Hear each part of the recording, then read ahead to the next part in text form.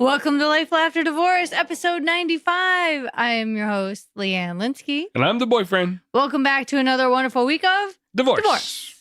Nah, almost. Yes, so close. Hey, thank you again for joining us on this awesome journey of breakups. I like to think of it as new relationships. Oh, okay, yeah.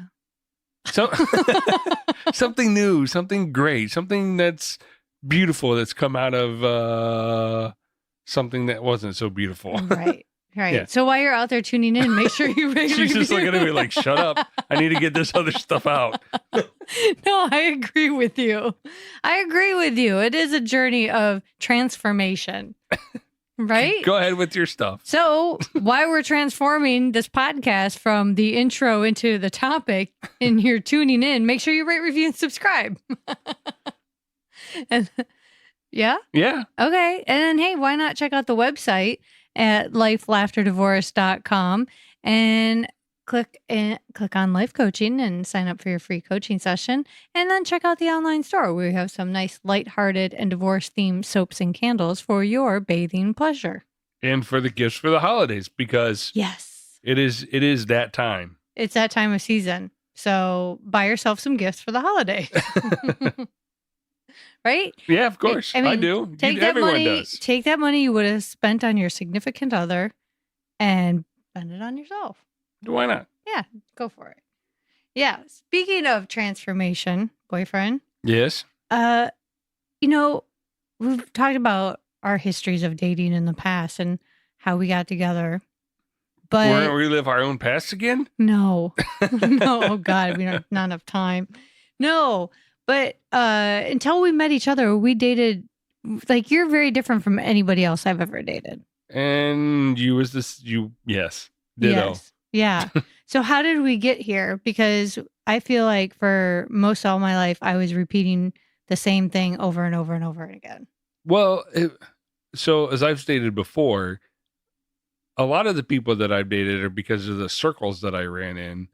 And they're all from either work or something related adjacent to work. For a minute, I thought you were literally running in circles. Well, that could be a problem.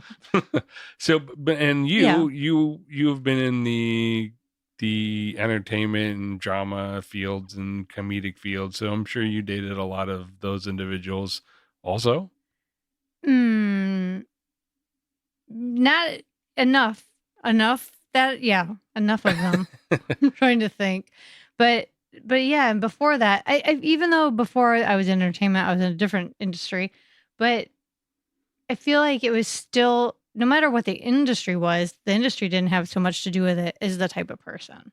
Yeah. So, and when you look back on it, same for me, those people were the same type of people. Yeah, it's like they're very similar. They didn't seem like they were very similar at first. I was like, oh, this one's different. But they ended, no, not so much. They weren't. Yeah. So they were very much the same until you, and you're very different. Is that good or bad? Well, so far it's been good. You're very different. Well, I don't know. No, it's been good. Like if we had said before, like if we had met 5-10 years earlier, it probably wouldn't have worked. No, it wouldn't have. Because I don't think we were. We wouldn't have been open enough to try someone that different. Right. Now that we've looked at it, we're ready to do that. And 2, the relationship works better because of that. Right. Because we are different than all the other people we've dated. I think we both. Well, for me, I know I got to a point where I was like, no, I'm done. And then I met you. But did you get to a point where you're like, I'm just not going to just date for a while? I've done that several times in my life. Yeah. Yeah. Just like, man, I'm going to not date for a while. And I don't. And then I get involved in somebody again. And it's a repeat. It's just basically repeat. Repeat. So. Yeah. So I'm just wondering what it was that we weren't repeating this time. I don't know. We got lucky. Yeah. Yeah. Right? I don't know. Is it luck? Well, I don't know. Because did you know when you first met me that I wasn't like other people you dated? No. You didn't know until how long into it? Still figuring that out. But you know that I'm not like other people. You're definitely different than the other ones I've dated. Yes. Interesting. I'm trying to think. Yeah, it probably took a while. Probably until after our first year that you were different. Took that long.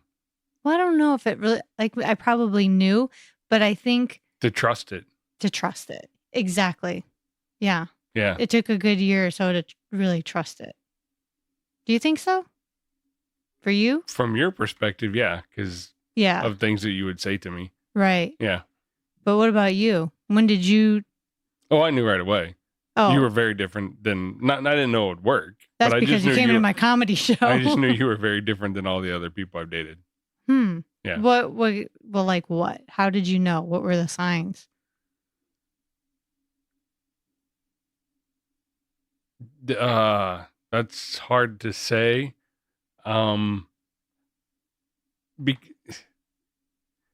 was a certain type of woman I would date because of where I work and what I normally come in contact with. And you're not that. Because you came to my comedy show. Because I came to your comedy show. Fair enough. Okay. Yeah. So that makes sense. Yeah, I guess it's kind of interesting because it did take me a while. I knew you were different, but it took me a while to figure out that it was actually going to work. You know? Yeah. But I also that also in that process made me realize that I needed to change. You know? And we'd even talked about that. Yeah. Well, we both have changed, and we both basically, to me, we've opened ourselves up to allowing that difference in, and then seeing if it works. And I think now that we're here, it works. So let's just keep going on. Yep. Now we just got to keep working at it. Definitely. Yeah. So there's that. So it's kind of, anyway, the whole point, you guys, that we're talking about. Point to this? There is a point. There's a whole point that boyfriend and I are kind of talking about these patterns, is because today our guest is all about patterns and breaking those patterns. And this was a topic we really hadn't talked about with any expert on the pod yet. Not an expert. No, we've talked about it in our intros before, but never had anyone who's specifically dealt with this or deals with this. Yeah. So I found this super interesting. So if you are like the boyfriend and I, and you find yourself on rinse and repeat cycle often, this is definitely a must listen, because I didn't even know that somebody. Neither did I. Really, had this expertise in this area, and it makes sense because so many people do it. So this was a wonderful conversation, and I'm really excited that we get to share our guest with you this week. And so let me just go ahead and make this introduction, huh, boyfriend? Yeah, go for it. All right. So Johanna is the founder of the Family Imprint Institute with an international private practice. She is committed to resolving painful patterns from living out in the next generation as if on repeat. The intention with her work is to contribute to world peace, one family at a time. So without further ado, Johanna Lynn.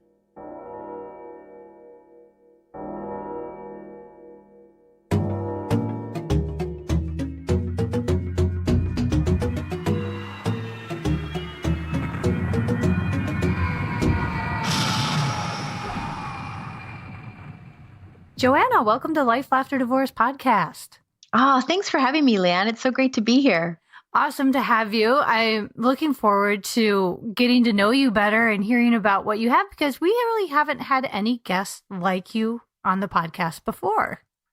Well, I hear that often. I tend to have a bit of a unique approach. And so it's a little bit of, different things we cover than the average. Yeah. Well, I guess the best place to start is kind of from the beginning and a little bit about you. So do you want to give us some background about what got you here?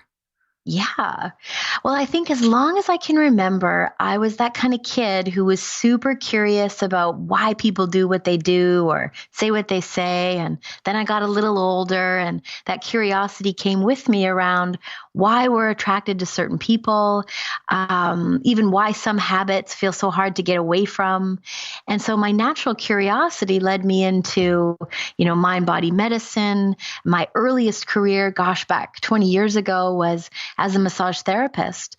And I really got to understand what gets held in my clients' bodies, which led me to understanding more about how I was holding some of my own patterns, some of my own stress inside. And as life would have it, I came across one of those crossroads where I personally had a divorce and went through that kind of massive heartache that happens when the person you thought you'd spend the rest of your life with, has a run off with the quote unquote other woman, and all the sadness and confusion that comes along with that. And so it was at that moment that my life took a real turn into trying to understand, what was my part in the end of our relationship? Who was I being that really had him looking outside of our relationship?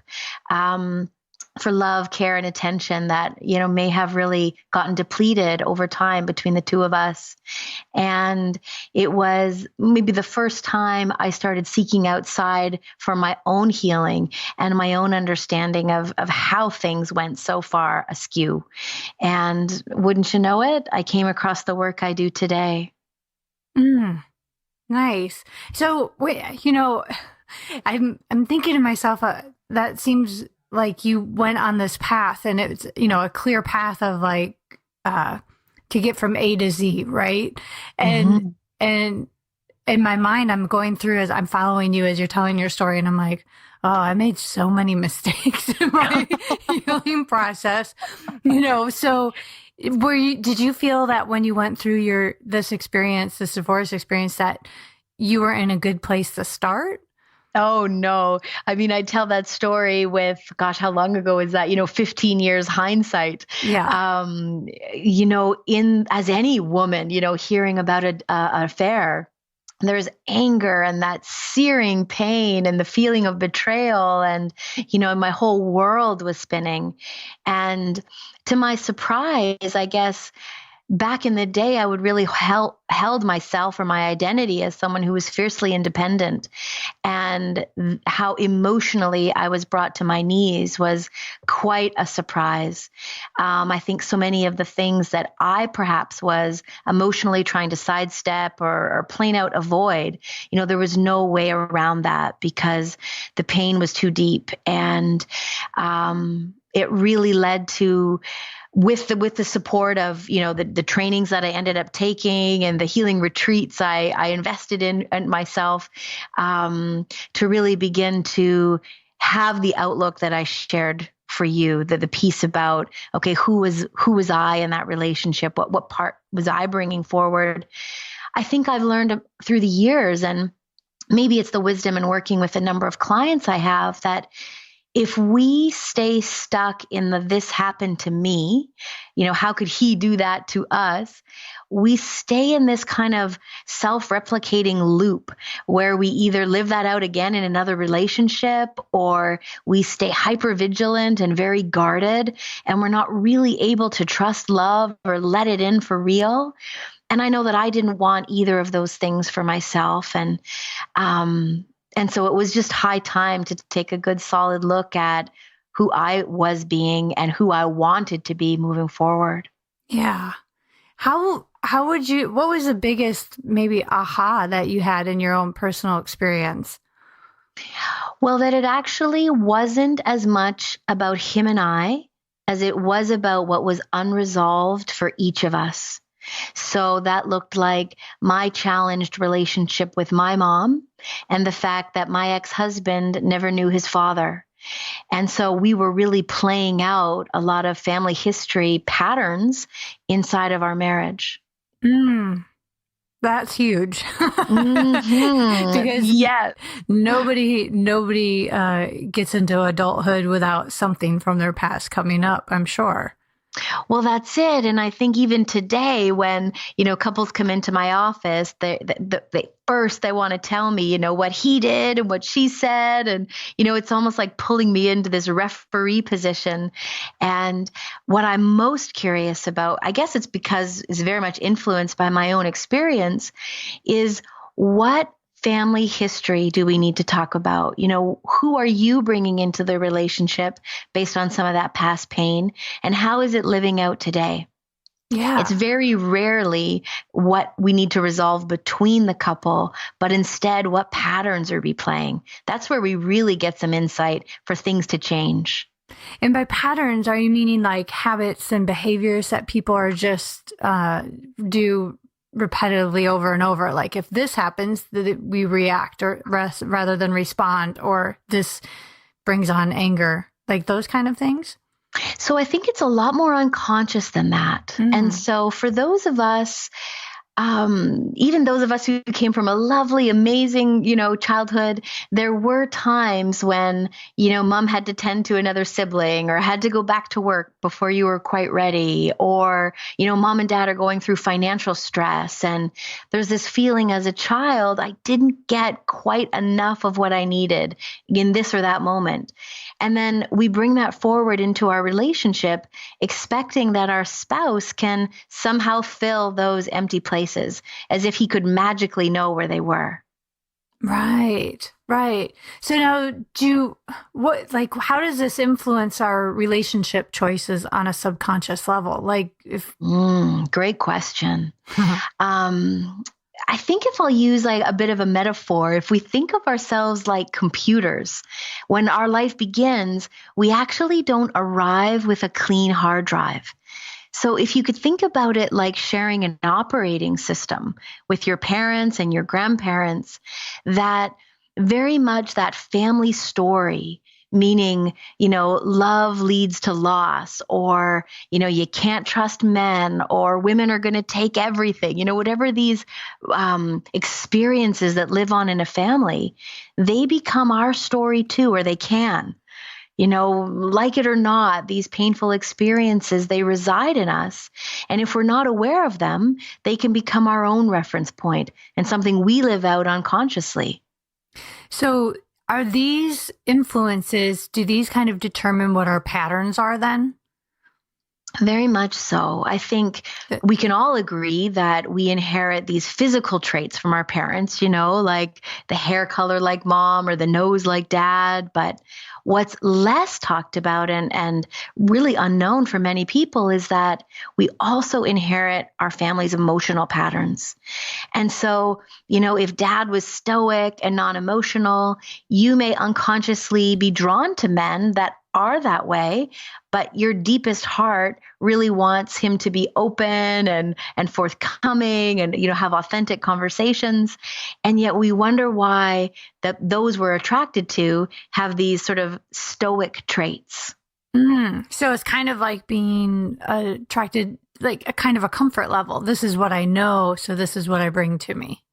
That's it. We're so influenced by what's familiar, and, sometimes when it feels familiar right away, you can know this will be a relationship with tons of lessons in there for you. Interesting. So that's kind of like examples of like where people like reconnect with people from high school or old friends or something, right? There's a sense of familiarity or an immediate bond where you meet somebody from your hometown. Yes, there can be that too. In intimate love, though, when there's that sense of like, oh, you feel so familiar, it might actually be leading you towards some of those pieces that, for example, if dad's not overly emotional and you are attracted to a strong sort of stoic, that word just keeps coming back. That there's that familiarity. And so while it feels familiar, it actually may not be what your deepest heart wants. Mm-hmm. Right. That makes a lot of sense. And that's kind of where people probably feel like I keep attracting the same person, but with a different name. Yes, that's it. And it's like, oh man, who's that common denominator? Shoot, it's me. Exactly. Well, how would our earliest experiences influence how we show up in the relationship? So you kind of touched on that already. I mean, we know how we're bringing them in because of familiarity, but what about those earlier influence and patterns? Like, what are some other ways that they show up in our relationships? These are some of the things I try to shine light on in the work that I do with the clients that I work with. And so A question might look like, did you learn to take care of a sad mom? And so we've learned, even as a little child, something that might not even be in our conscious awareness, to go outside of ourselves and give other people what they need before even really recognizing how much energy we have to give. And, another example of that could look like, if mom and dad didn't stay together, are you, extra guarded about being left? Are you willing to kind of do anything in order to keep the relationship alive, just to avoid the pain you saw your mom and dad go through? And so maybe you're, willing to overlook some things that really actually feel like they're a deal breaker. So I call that, hiving off a part of ourselves just to stay in relationship. So all of us have, go ahead, Leanne. Oh, no. So all of us have these unconscious or very, very early experiences that influence our relationship. It's kind of like, I'll agree to almost anything as long as you don't leave me alone. Right. And so, that's not good for either side of the relationship. So how do we identify those in ourselves? How do we get to that place? Because like you said, even in your own, divorce, it's, the first thing is like, oh, that person did this to me. And so we get out of that victim and we start looking at self-aware. But is this something that most people can figure out on their own? Well, I think it really comes down to taking a look at repetitive experiences. So the one you shared earlier, we were sort of joking about it, but it's awfully painful if you find yourself in a relationship with the same person, just with a different name. Yeah. And so, what's that familiar hook that brings you in? And whether it's 5 dates in or 5 months in, and you realize, oh, here I am again, afraid of being left, or tolerating things that are really not okay with me, or giving up what's important to me just to make sure I don't rock the boat. Yeah. And so you can begin to look at familiar feelings that you have. And maybe you've been in a long-term relationship, but you find yourself in that same repetitive argument. And so can you distill down, what is this really about? Is it that I'm not being heard, that I feel like my opinions don't matter, so that we can really get at the root of what it's connected to? Yeah. Yeah. It's kind of like, okay, so you made a good point too. It's like if you're in a long-term relationship and you're like, we keep going around in circles and having the same argument, and it's really, maybe we're always having this argument about it's the dishes, but is it really about the dishes? Exactly. Like, right? Yeah. That's it. I speak with many women that talk about, intimacy and having that closeness begins way before either of us get into the bedroom. And, for many women, the sexiest thing inside relationship is to feel like there's an equality in some of what's going on in the household to-dos. Nobody wants to do those dishes, but it feels like you've got a teammate, you've got somebody on your side so that we're not so depleted at the end of the day. And a big piece in the expansion and feeling really healthy and good in our relationships is to be sure we're clear and have the ability to ask for what we need. So there's our own clarity in ourself about what feels right and good for us, and then the ability to ask that from the other person, even if we know it's going to, displease them or lead us into a conversation that might feel a little challenging. That's something that seems to come up with a lot of people when I talk to them. They want something from their partner, right? But they've never communicated it to their partner. So instead, they have these unmet expectations turning into resentments. And it's like, well, do they know that's what you want? Well, no, but they should know. No, that's the problem. Other people don't have those same thoughts that you do. We can't assume that somebody else would want the same thing. That's it. Neither side are mind readers. And I think even if we take that common challenge that you hear a little further, is to really look at what it's connected to. So what I'll hear a lot from my female clients is, he's just there's never enough time for our relationship. I'd love to have more time to just laugh and be together, more time for love and intimacy. And often what that is their very earliest memory is, coming down and wanting to play with dad. And, he's behind the newspaper. And the newspaper of today are these devices we all carry around. Or, if dad was a workaholic, it seems you've gotten involved with a A-type personality who's traveling a lot for work or prioritizing work over time together. And so what if we could use our relationships as a little bit of a path, if you will, towards, thanks for showing this to me, spouse of mine. I had no idea it was still a live wire in my body. So now I realize I'd like to do a little bit more time around, or a little bit more attention around what I missed in my relationship with my own father. And how do I go back to sort of fill up those empty places so it doesn't live like a weight inside of our relationship? Right. Right. And as you were saying that, I'm thinking, yeah, I've heard someone say before, like, our relationships are a reflection of who we are. Mm-hmm. So if we're seeing some of these things and it's, the little red flag comes up, it's like, what am I seeing in myself? That's it. Yeah. That's it. And it's not to say in that example that it isn't great for the partnership to be spending more time together. Right. But if we can make it only about that and not this buildup of, he always, or, it's like we just recognize our part of it and, we clean up that part so that there's less intensity.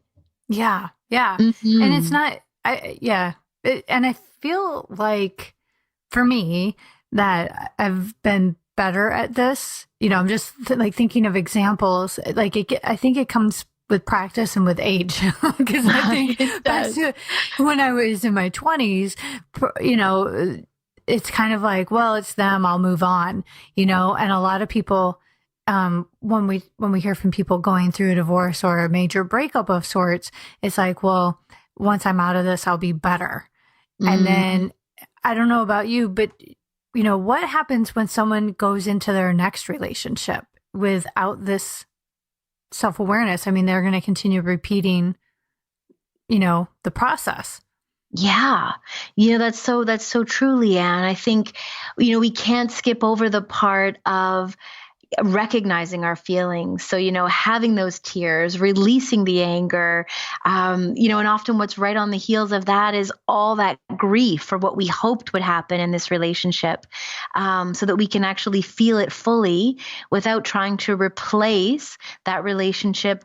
If we can notice, that's just my fear of not wanting to be alone, or, geez, I'm, 37 and I want to have a child, so I got to get out there. And we might skip over the importance of going through those feelings. That's a big part of the integration, and beginning to understand. Sometimes we learn the most in, geez, that is not what I wanted. And so in that discernment, it gets us closer to more of what we truly do want. Right. Yeah. And so I'm wondering, as things have changed and like other generations have come out, I feel like some of the roles of people's expectations of what a relationship is are changing, right? And that's very true. Right. And a lot of times what I hear from people who are somewhat younger than me, and I listen to some other podcasts and things, their feeling is like, whatever, move on, like, get over it. Don't be a baby, toughen up. You don't have to sit and sulk or do this. And then even with people, I talk to one-on-one, they feel guilty for having this grief. Like, well, I should be moving on. I should feel better. It's already been a month. And it's like, yeah. What do you make of that? Well, so I think a lot of it is in this sort of swipe right culture we've got, Yeah. Am I lonely? I've been married now for 12 years, so I don't know, is that swipe right or left? I'm not even sure. But there's this piece around next. You know, you didn't meet my needs, or you couldn't read my mind, or what those invisible needs were. So out you go.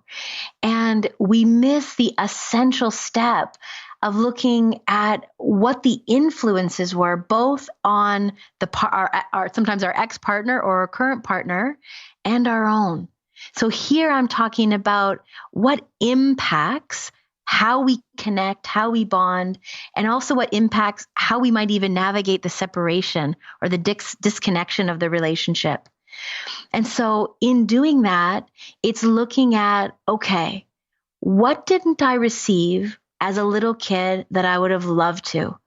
And so if I can share from my own experience, I was in daycare by 6 weeks of age. And so that really changes the mother-child bond. And so a lot of, independence is sparked from that. And that's where I think I got that fierce independence in my first relationship that doesn't bode so well in interpersonal connection. It's almost like you're two roommates living together instead of really building a life together. And so until we take a little bit of time to notice, okay, here's what I know about myself, and here's what I've learned in past relationships, and ideally what I'd love to see in a relationship that feels like a good fit, so that we're intentionally making these choices around who we choose to couple up with instead of who's in front of us right now to fill the void. Right. Yeah. And so it's kind of someone going through a whole list of how I grew up, what it is I want or what it is I need, and how do I go about finding it? Because you're absolutely right. If we don't give it any thought, I mean, we're just kind of walking around knocking into things and just aimlessly random, right? Much more bound to repeat those painful mistakes again. Yeah. So I'm wondering, with our listeners who are recovering from a divorce, what suggestions do you have so that they can move forward? So I think you just sort of recapped a little bit of that around, looking at our earliest influences, looking at our past relationship experiences. And then what I would add to that is actually taking a bit of inventory of family history. So did mom and dad stay together? Did mom or dad have a first love before they got together? What happened there? Who left who? Beginning to look at the relationships that have gone on inside of your family of origin, to know that we know through science that this is very much a part of the imprint in your very DNA, very much guiding you, however unconsciously, towards certain relationships that if you could sit and decide, you might think, I don't think I want to go down that path, because actually I know where it leads. You can save yourself a lot of heartache by taking a really wide view to be able to include all the moving parts. Yeah. I'm kind of laughing because it's always like when we're younger, we always think, oh, I don't want to be like my mom and dad. And then every day we find out we're closer and closer to becoming our parents, whether we like it or not. That's it. And I think that the more strong we are in I don't want to be anything like my mom, the more we become that way. It's almost like what we reject, what we push away, we end up embodying. Yeah. Yeah. And so those of us who can say, geez, there are certain things I really appreciate about my mom. And, there are certain things maybe she's still working on herself that we're less likely to sort of replicate, because we're not in a judgment mode. We're really in a observing mode where it's much more neutral. So because otherwise what we focus on grows. So if we step back and we look at it from a different point of view, that changes it. So that makes sense. Does it ever? Well, I'm wondering, okay, so when our listeners are ready to begin a new relationship, what is their best do not repeat the same mistakes? Because so even though everything we've talked about makes complete sense, right? So far it's okay, yeah, I get it. That makes sense. But even though at times I felt like I had done that, and I'm sure other people can agree, all of a sudden we get into another situation, we're like, there we go again. That's I it. thought this was different. Yeah, you're so true. And so I think the very best way we can safeguard that is to stay as close to ourselves as possible, meaning to remain as embodied as you can. So let's take an example of, the first few dates, it's still in, excitement phase, and we're always trying to be on our best behavior. And so just notice in yourself, am I actually in my body, aware of those sort of gut instincts of when he says certain things, how does that land with me? Or am I somewhere outside of my body, just so excited that the conversation's going so well that I'm actually missing if this is a fit for me or not? That I just want this to work so much that I'm overlooking some of the most important questions. Mm-hmm. And so for the single listeners out there, one of the primary ways we can know, and if you can weave this into your first date question, this would be great. So for a woman to do really well in her relationships is to feel really soft and open to receive love from her mom the way she gives it. Not the way she thinks it has to come in, but there's this sort of ease and reciprocity inside of that relationship. And for a man to really thrive in a relationship, it's optimal if he kind of holds his dad as like the hero of his own story. Oh yeah, my dad and we went to sports games, or if anything came up with my friends, I could always go to him. That gives a different kind of strength inside of a long-term relationship. And of course, we're not going to, bypass somebody who's had a difficult relationship, because, that would be crossing out a whole bunch of people in the dating pool. But beginning to recognize some of the patterns or the experiences that might come up inside of that. You got a little bit of a head start. And so if you're out on a date and the guy says, oh, my dad, he left us when I was like 7, you might want to begin to explore. And so do you have a different relationship with him as an adult? Did your mom remarry? Was there another, stepfather in the mix? You want to kind of get into real, true conversation as quickly as you can, so that you can, pull your heart back if need be. Yeah, because they say, if a man talks poorly of his mother or of other women, that's a bad sign, right?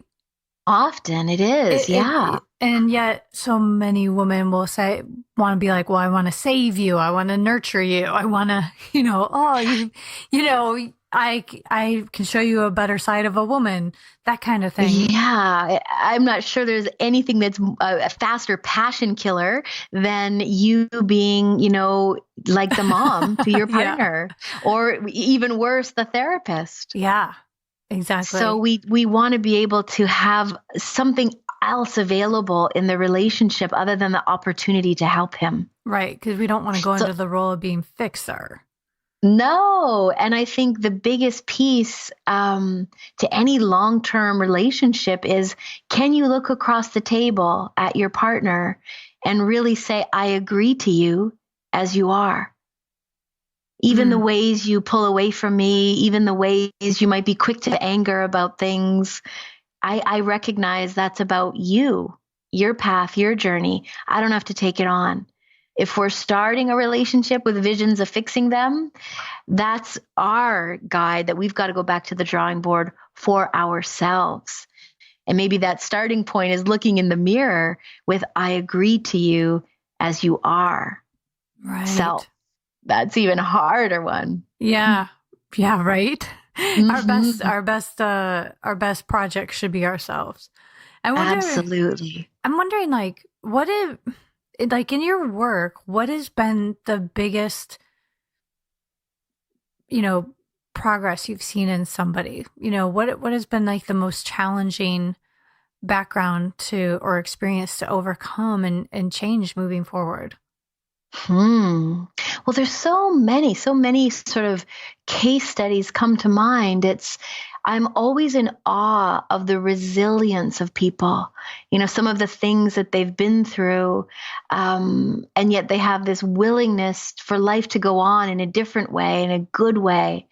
I think of people who've, just overcome, whether it be, sexual violence and learning to trust love again and to feel safe out in the world. Or one woman in particular had a very, let's call it complicated co-parenting relationship with the father of her sons. And the recognition that so much of the pain that existed for them in their marriage and in their co-parenting had to do with her roots of her mom leaving the family when she was just 2 years old. And so there was so much guardedness around trusting love and trusting life that everything between her and her ex was a fight, right down to, they both loved their sons, of course, but even that was a fight of different decisions and best of care. And so when she began to tend to that little 2-year-old that still lives inside of her, the grief, the loss, the pain of mom leaving the family, that transformed how they were able to navigate co-parenting. It's like she just set down the other side of the tug of war rope and they could actually talk about what was really at hand. Are we sending him to, I don't know, private baseball camp, or is that out of the budget? We're talking about what's actually going on, not all the unspoken stuff that's underneath the surface. Yeah. Well, so how do people, these stories are wonderful because it gives you hope. It's like, I'm not going to be stuck in this constant pattern. And how do people end up coming to find someone like you? How do they find you? Like, at what point are you seeing people? Yeah. Well, I think because my work is outside of the traditional route, I would say most people find me after they've been disappointed by, let's say, trying out marriage counseling or trying out talk therapy, or thinking, gosh, I've read every book I can get my hands on, but I can't seem to get out of this pattern. And I love this Einstein quote. I refer back to it quite often, that none of us can solve a problem with the same mind that created it. We're kind of stuck in our own way of looking at things. And sometimes we need that objective third party to shine some light just to see it from a new perspective.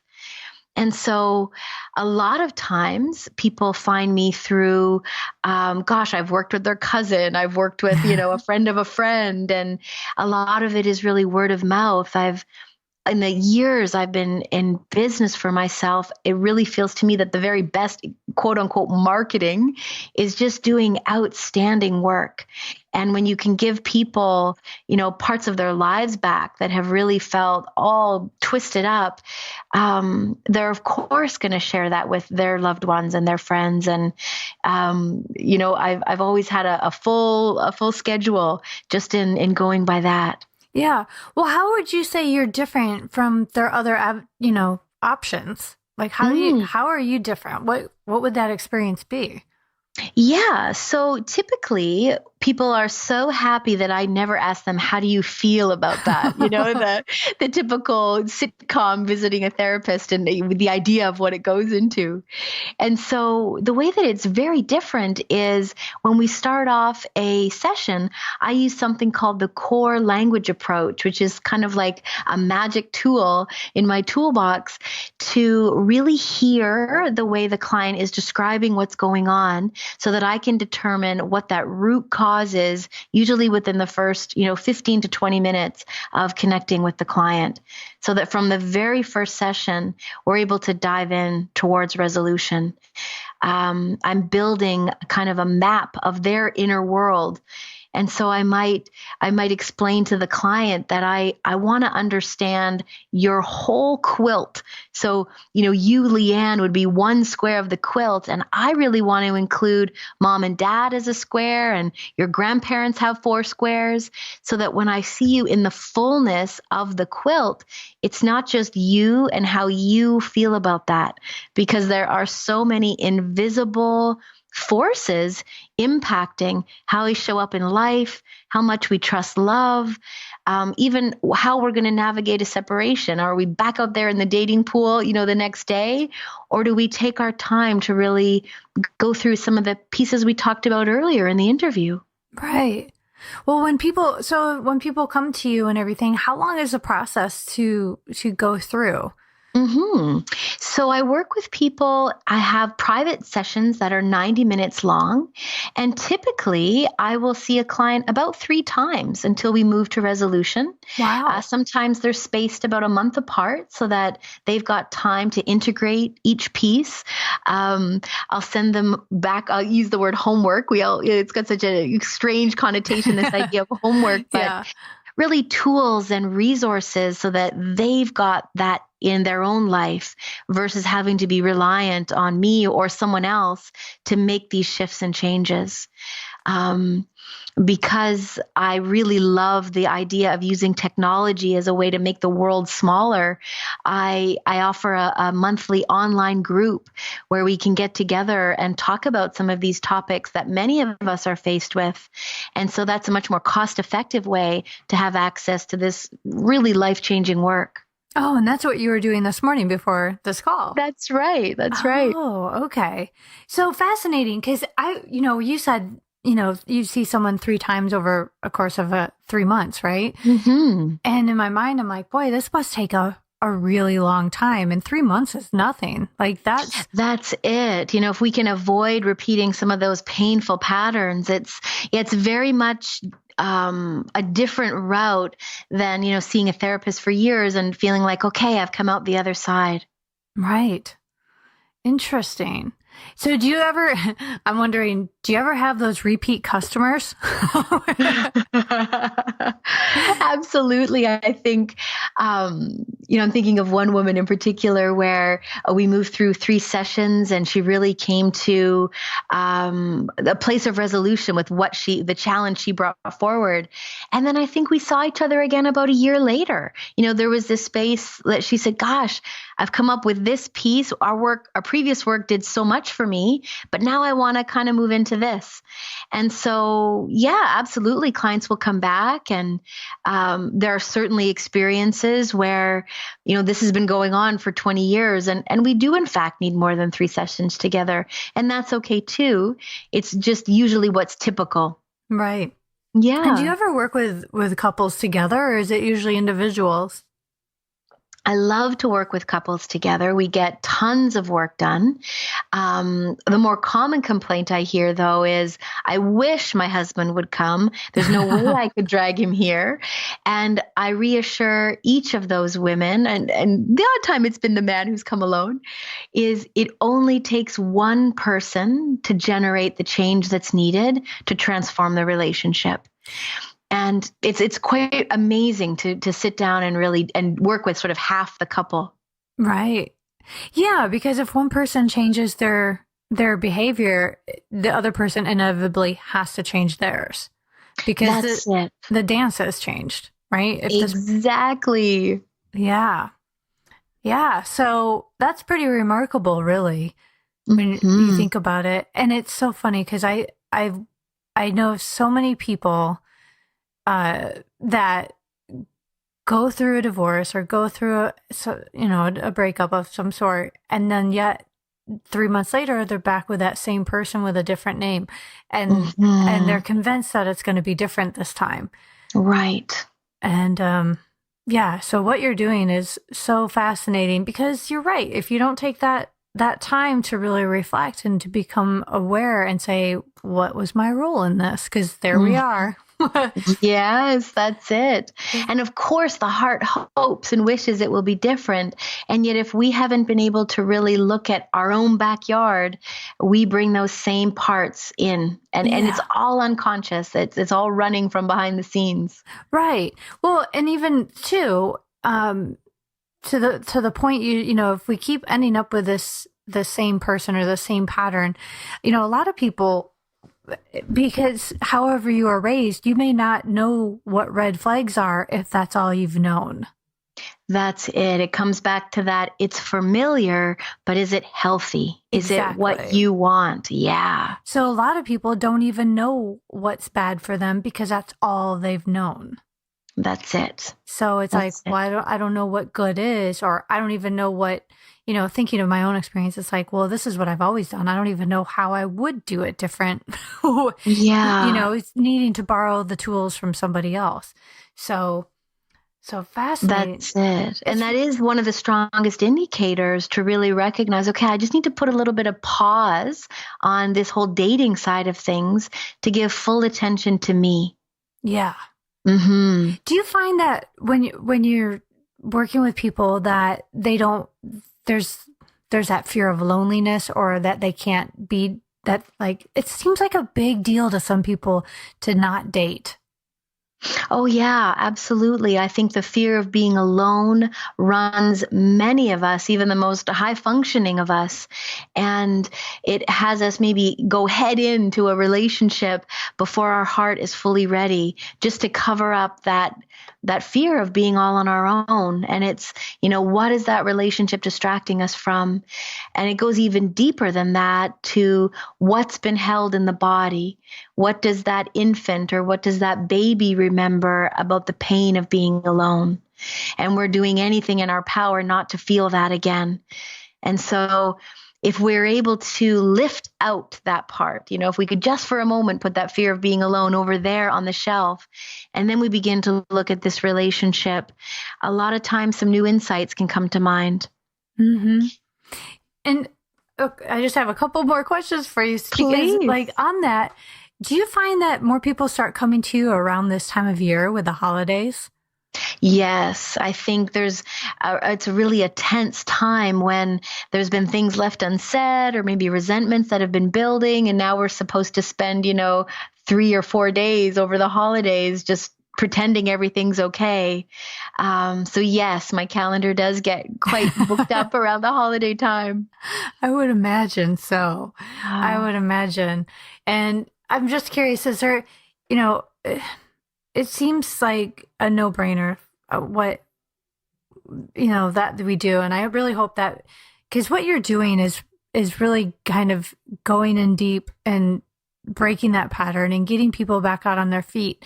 And it's just such an important part of the grieving process. I can't stress enough. And so many people think I don't deserve this, or I just need to move on and forget about it. And so many people just want to skip over this part that's plays such an instrumental role in the rest of their life. Mm-hmm. And if there was one thing, not everybody is good about, or ready, I should say, not that they're not good, but ready to reach out and really do this. If there were one little exercise they could try at home, do you have something like that you could recommend? That's a great question. I think if I look back at what helped me most is sort of finding yourself in a very cozy space where you feel safe. So maybe that's, tucked into your own bed, or, you set up your yoga mat and you just get your body in a very comfortable position. And you allow yourself to notice what it feels like or what it felt like to be in relationship with that person. So you notice, where breath can move easily through the body, if there, was a lot of ease and connection in the relationship. Or perhaps you notice your body feels constricted and defended, and you allow the truth of really what the content of that relationship is to come and be explored at the level of your body. I think so much of the time we want to, push away what the body wants to tell us. The body never lies. It's the mind that, confuses things and pulls us in this or that direction. Mm-hmm. And so we give ourselves the time to really tune into our own innate wisdom.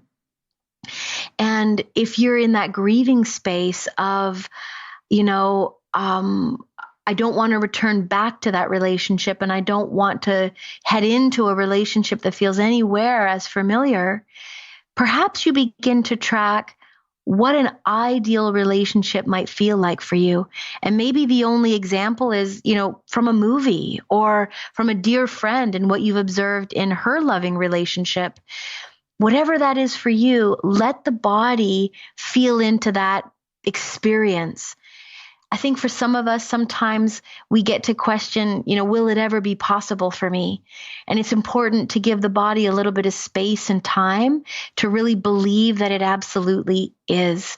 And it's just about the patience and the listening to your body to let it come in, to usher that in. Yeah. Yeah. Yeah, a little inner freedom. That's it. And so, if following your body is challenging, maybe you put on a piece of music that just sinks you a little deeper into yourself, or you start with a guided visualization that lets the chitter chatter of the mind just settle a little bit. Whatever it is that helps you to get into that access of the wisdom of your body. Awesome. So now while our listeners are taking some time off this week, or maybe even an hour or two to themselves, they can do exactly that and get centered and feel what that's like. That's a fabulous exercise. Thank you so much. Absolutely. I think in this day where we're all rushing from one activity to the next or checking social media, we miss that just, 5 minutes to go inward and check in, to take emotional inventory for ourselves. Yeah. I love it. And that you can be doing it anywhere where you are, whether you're traveling or not, or whatever that is. That's it. You'll even catch me doing it at a red light. Don't worry. The person behind you will always honk and let you know it's green. Yes, they will. Well, this is wonderful. I think this is super helpful, especially at this time of year when we're going into the trifecta of holidays, as I like to call it. And, we have the added pressure of being around family and these people who've influenced so much of our lives, whether they know it or not. And to really kind of find ourselves and what we're going to be doing, who we are moving forward in our relationships. That's it. And I think something for your listeners to bring home with them for the holidays is that the resolution that you can move towards with your parents is actually one of the greatest forces for how healthy your relationship can be. So, that helps me anyways to be a little more patient, a little more open-hearted when things get challenging. Yep. Yeah.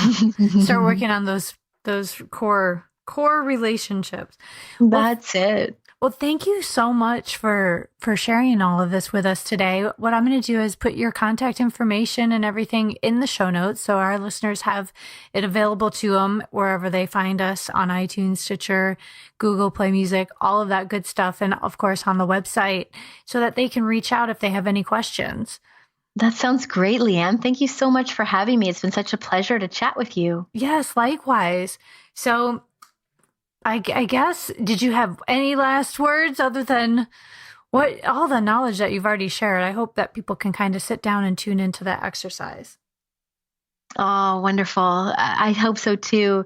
I think for me, what's helped me look at life and the challenges we can all be faced with is to look at it from a larger perspective.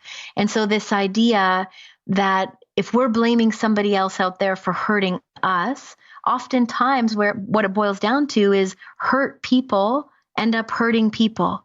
And so am I able to hold off and get curious instead of furious? Instead of like, what happened to that person? Why would they do that? We actually soften our tone and lean in like, I wonder what would have happened to this person to have them show up with so much aggression or criticism. And we look for the full picture so that we can get out of taking it so personally. Right. Yes. Oh, there's a couple of good quotes in there I have to write down.